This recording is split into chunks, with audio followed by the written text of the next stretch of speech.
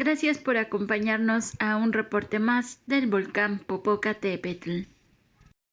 Para el día de hoy únicamente se reportaron y hasta las 11 de la mañana 13 exhalaciones, estas acompañadas de vapores de agua y gases volcánicos.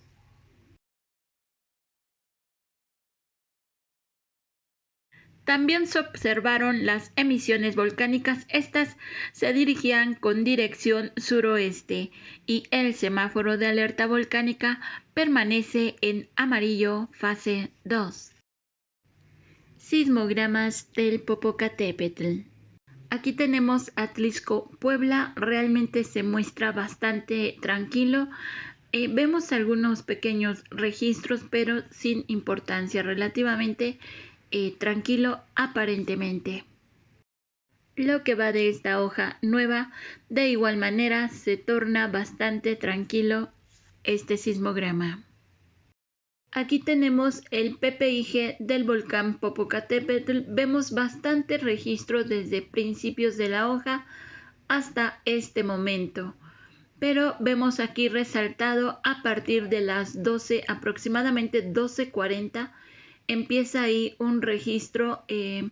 No hay un sismo registrado en ese horario, entonces probablemente sea alguna actividad tremórica en el volcán porque no veo ningún sismo en ese horario. Vayamos a ver los demás sismogramas a ver si aparece este mismo registro.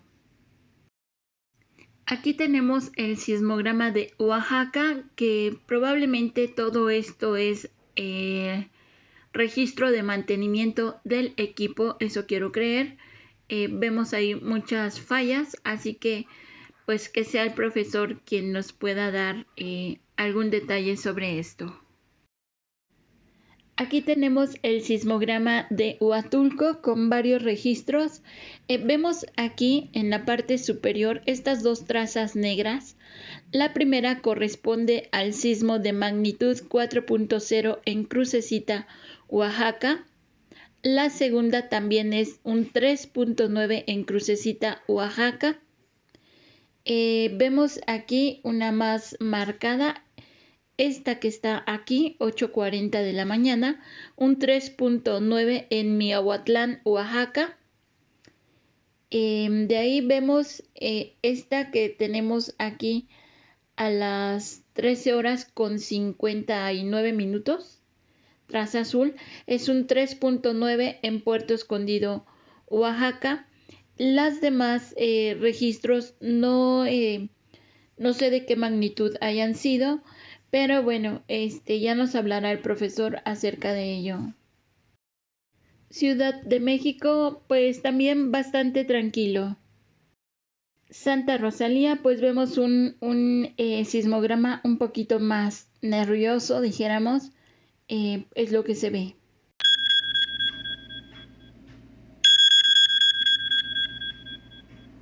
A las 6 de la mañana con 16 minutos se activa alerta submarino con valores en baja frecuencia de 4.0 micras por segundo y en full spectrum con un valor de 87.2 micras por segundo. Veamos este registro.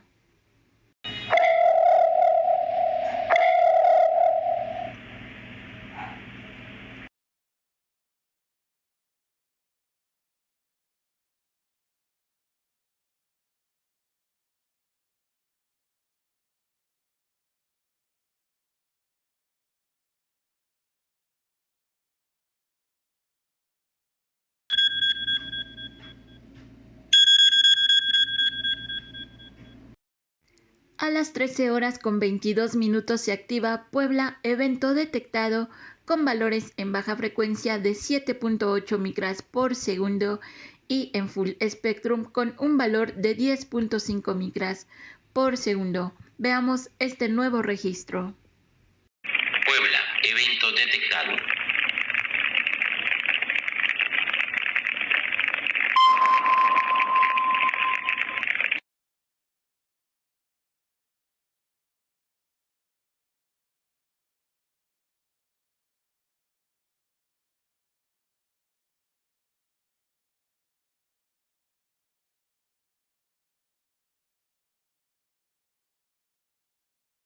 Sismos magnitud 4.0 a más en México.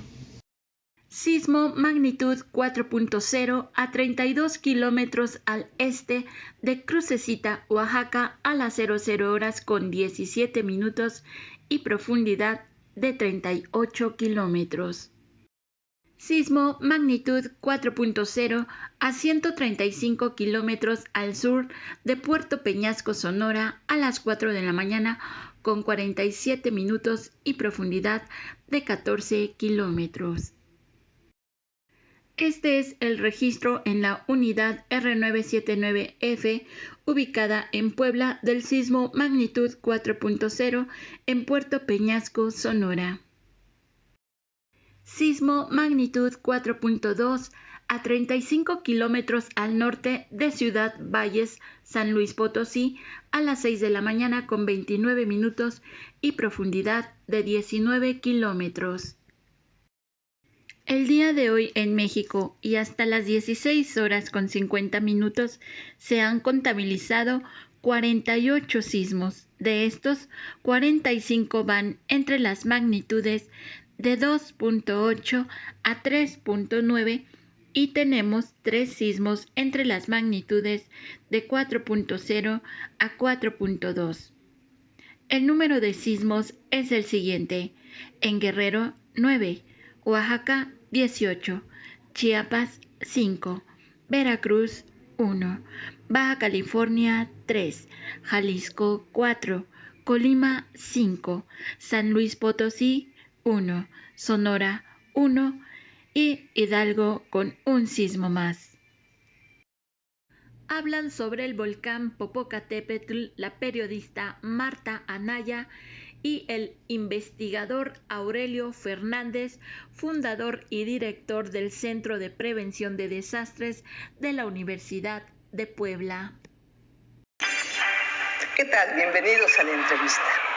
Hoy tenemos como invitado a Aurelio Fernández, que es investigador, director del periódico La Jornada de Oriente y fundador y director del Centro Universitario para la Prevención de Desastres Regionales de la Benemérita Universidad de Puebla. Bienvenido, Aurelio, qué gusto. Gracias, Marta. Gracias por la invitación. Tenemos un gran tema, el Popocatépetl. Don Goño, Don Gregorio, cada quien le pone el nombre que le gusta. Y es que, Aurelio, se cumplen 25 años de la reactivación del Popo, del nuevo despertar. ¿Cómo le llamamos? Pues de un nuevo periodo eruptivo, el periodo eruptivo más reciente. Y más largo, ¿no? Pues eso no se puede saber. Es más largo porque no hay testimonios. El Popocatépetl tiene 2 o 3 tipos de erupciones.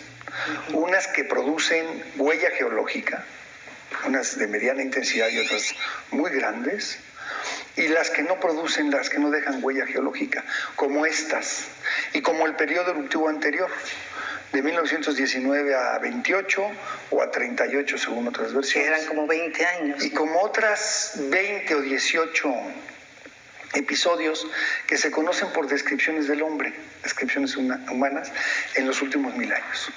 Pero esta como que tengo la impresión de que está duro y dale con nosotros, o por lo menos desde la Ciudad de México, como que ya nos trae en angustia. ¿Qué está pasando con el Popo? Pero no, son 25 años que 25. Creo que se acaban de cumplir ayer sábado. 21 de diciembre. Exactamente. A las 5 y tantos de la madrugada destapó. ¿Cómo fue? ¿Tú lo recuerdas? Tú vives en Puebla. Sí, pero además desde hace unos 25 o 30 años, me gusta llamarme volcanero. Volcanero es una palabra que se le daba a los trabajadores que extraían el azufre del interior del cráter. Así se les llamaba. Entonces es una palabra que me gustó, por eso me la volcanero. Entonces, yo pues, de toda la vida, es decir, tanto los que viven en la Ciudad de México o hacia el sur de la Ciudad de México, en la Cuenca de México, como los que vivimos en Puebla, tenemos como referencia paisajística primordial los volcanes. De la Ciudad de México es la señora y el señor, y de la Ciudad de Puebla es al contrario, naturalmente. Entonces, para mí, pues sí, los volcanes eran los primeros sitios para ir de campamento, cuando se podía ir a los 13 años caminando, quedábamos a dormir ahí. Pero todo, y siempre ha ejercido sobre mí, y sobre muchísimos, una atracción singular el asunto de los volcanes. Entonces, cuando la erupción empezó, ya había advertencias. ¿Ese mismo día 21 de diciembre? No, desde lo menos un año antes. Es decir, los sismómetros del Instituto de Ingeniería, básicamente del Servicio Sismológico Nacional, empezaron a detectar movimientos inusuales. Entonces, yo creo que la sismología es casi de las pocas ciencias verdaderamente exactas que hay. O sea, tienen un registro y saben si tembló en Indonesia y de qué intensidad. Y es verdaderamente sorprendente lo que pueden hacer. Entonces, sabían ellos que había sismos, estos que se llaman volcánicos, porque hay los otros que son los tectónicos, los que producen los grandes temblores. Y sabían por la profundidad, la localización. Entonces empezaron a advertir. Y hubo una serie. Estamos hablando de 1993. De 93. Entonces empezaron a hacer las advertencias, sobre todo los compañeros de geofísica de la UNAM. Hay episodios ahí, ¿no? Trataron de convencer a la... ¿Era secretaria Socorro Díaz? ¿Era? Sí. ¿Secretaria o subsecretaria de Gobernación? Subsecretaria. Porque nunca llegó a secretaria, sí, y lograron convencerle a ella, fue la que lo convencieron, gente como Klaus Ibe del Instituto de Geofísica, Ana Lilian Martín, Servando de la Cruz. Y empezó a hacerse una advertencia preventiva, que vendría una erupción. Entonces empezó a dar a conocer, hubo actividad periodística, Protección Civil fue a los pueblos a hacer lo que entendía que debía hacerse. Entonces todos sabíamos que podía haber un episodio importante. Estábamos preparados. Yo hice un periplo alrededor de los volcanes, entrevistando gente, e incluso algunos reportajes para La Jornada también, con Blanche Petrich, precisamente, para advertir que podía venir una erupción, la erupción que viene, se decía, ¿no? Entonces se advirtió eso.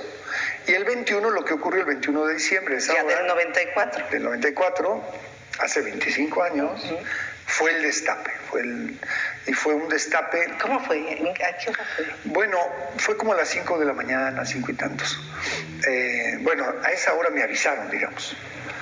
Y yo utilicé una camioneta que tenía ahí, una pick-up, un amigo que es aficionado a los volcanes y un fotógrafo, y nos trepamos, y a las 7 de la mañana estábamos en Tlamacas, no en Paso de Cortés, sino arriba, se podía entrar. Llegamos primero que nadie a tomar las fotos, pero desde Puebla ya se veía al amanecer un abanico precioso de ceniza, que se veía saliendo del volcán y abarcando toda la ciudad de Puebla.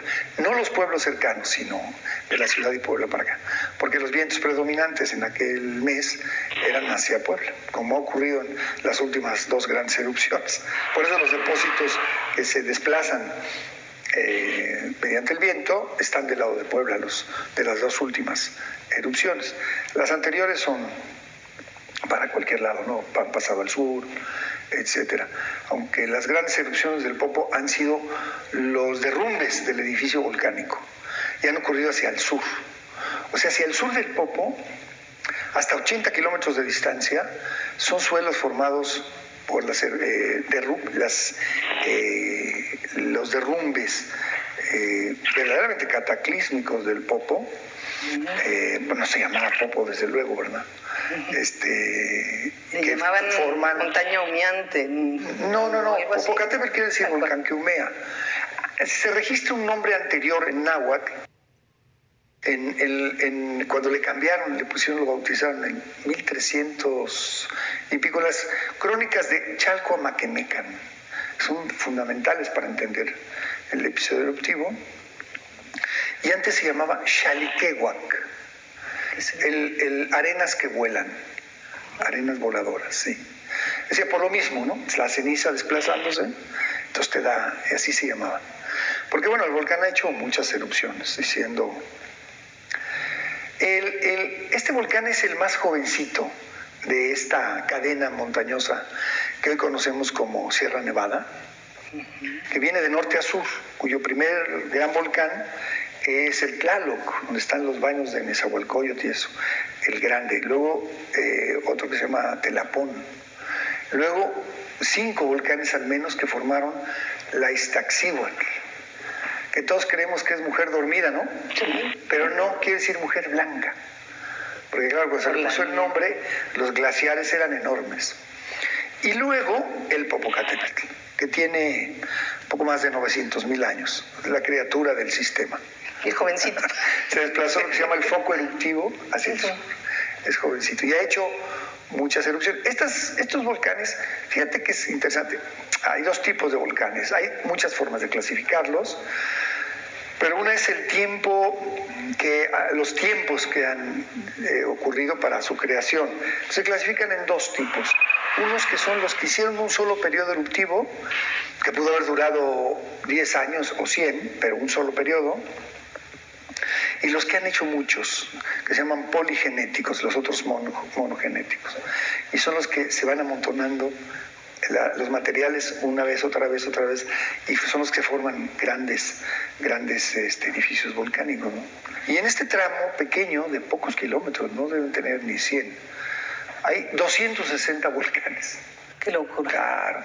Toda la cuenca de México que ves, los volcanes de José María Velasco, de Doctor Atl, son esas montañas que son volcanes.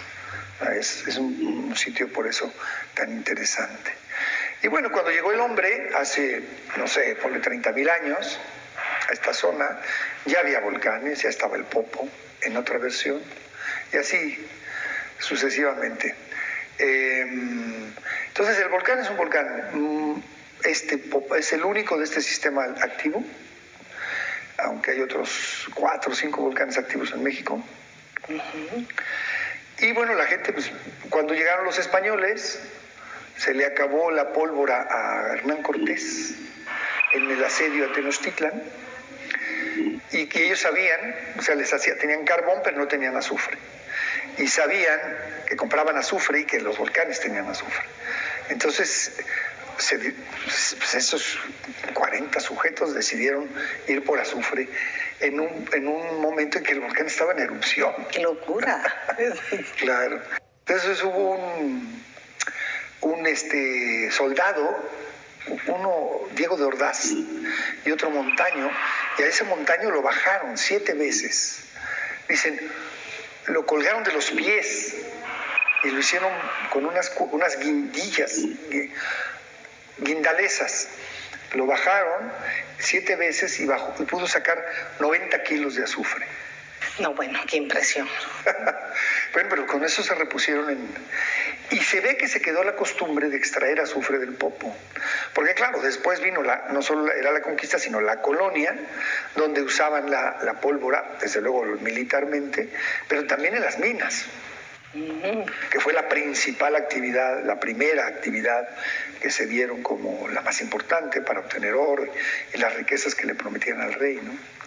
Oye, pero y luego creo que además dinamitaron para conseguirlo, sí, ¿no? Y luego, bueno, las fiestas, se arraigó en los pueblos el lanzar cuetones en las fiestas patronales, se asoció mucho.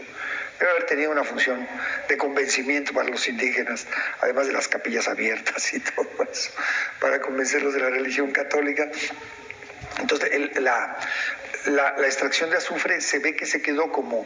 Yo las referencias que tengo más, digamos, después de esa de Cortés y Bernás Díaz del Castillo y otros narradores de cronistas de la época, la primera que tengo es de 1857. ¿Como erupción natural? No. Como extracción de azufre, que es okay. Para eso que plantean. Porque se ve que se extraía azufre, pero empieza esta cosa industrializadora de la modernidad de aquellos años, de los liberales juaristas.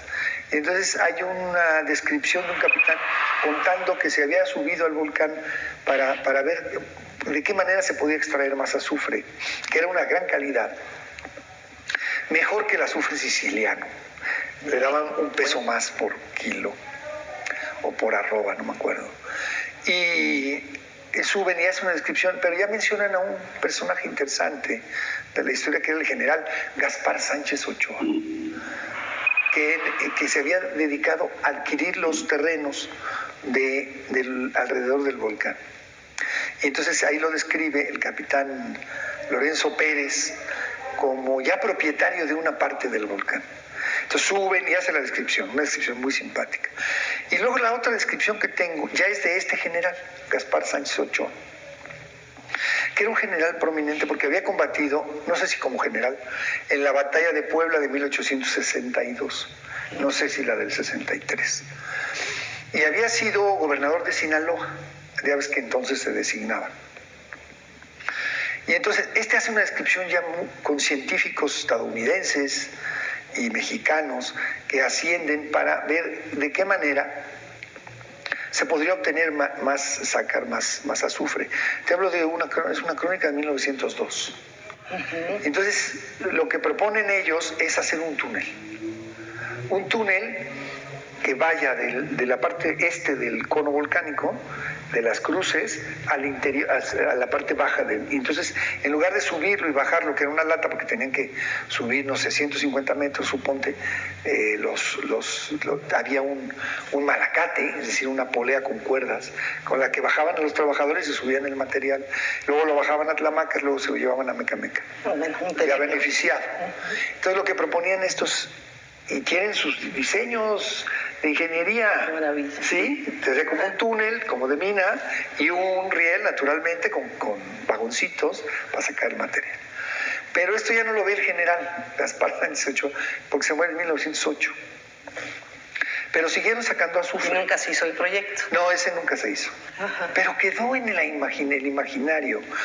Cuando empezó la erupción, ¿Cuál? La del norte. Esta última, meses después, llegó un ingeniero muy formal a proponerme en la universidad. Me dijo, oiga señor, yo tengo la solución al problema eruptivo y al peligro, acabarlo. ¿Cómo? Hay que hacer un túnel, me dijo. Pero no lo decía hacia el este, sino hacia el norte, sacarlo a Tlamacas y después canalizar la lava. Porque él imaginaba que esta lava era como la de el Kilauea ¿cómo se llama? De Hawái, o los japoneses o los sicilianos, que es una lava fluida que escurre. No, esta lava no es rápida ni fluida, va muy despacito y es muy espesa. Pero bueno, él creía que así salía la lava y dice, y la ponemos en un canal. Le digo, ¿así? ¿A dónde se va? ¿A dónde la mandamos? Dice, no, luego ya la tiramos en Tlaxcala. Qué maravilla. Pero se quedó eso.